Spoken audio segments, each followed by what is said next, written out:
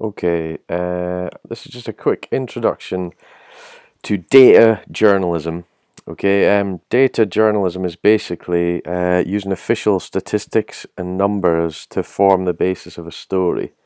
Now, this is used by news organizations everywhere. Um, it's also used in obviously other types of journalism away from news. Sports journalism, it's absolutely massive.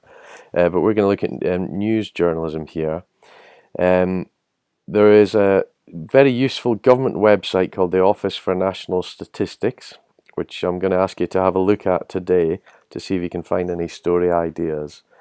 And what it is, it's a government website that lists thousands and thousands and thousands of different data sets looking at all kinds of different things. The economy, business, employment, people. So information about the number of births, deaths, and marriages, cultural identity, housing, leisure, and tourism, what people do with their spare time, personal and household finances, what people spend their money on.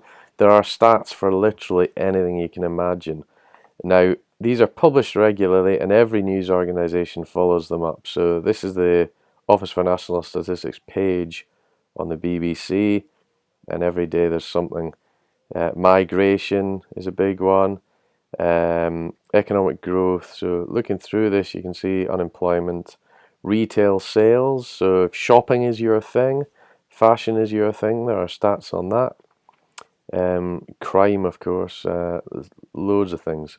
So the way to find a story in this is to have a look on here. So ons.gov.uk. And always a good principle when you're looking for any story, find something that will interest you.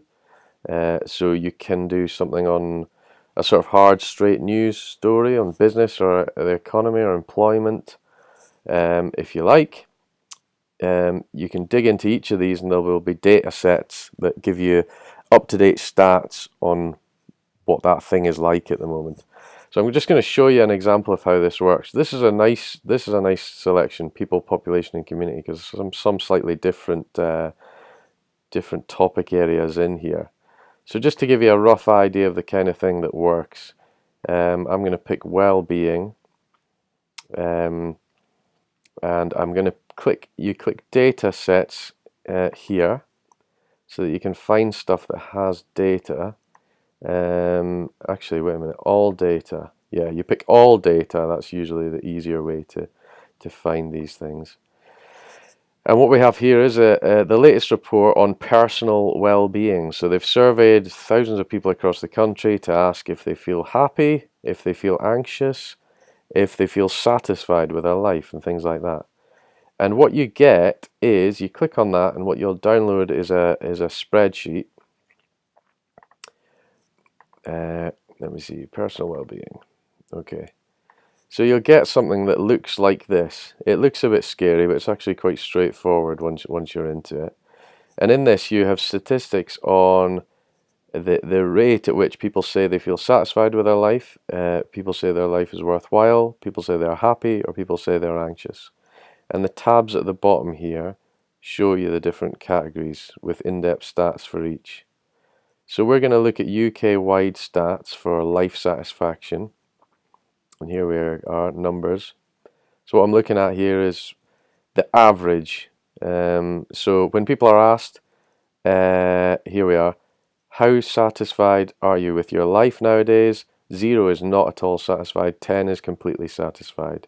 On average, the latest figure, this one, says that 7.69 people out of 10 said, the average rating people gave to that question was 7.69 out of 10. So pretty satisfied. And what's more, if you look at the trend going back, it's actually higher than it's ever been since the stats began in 2011.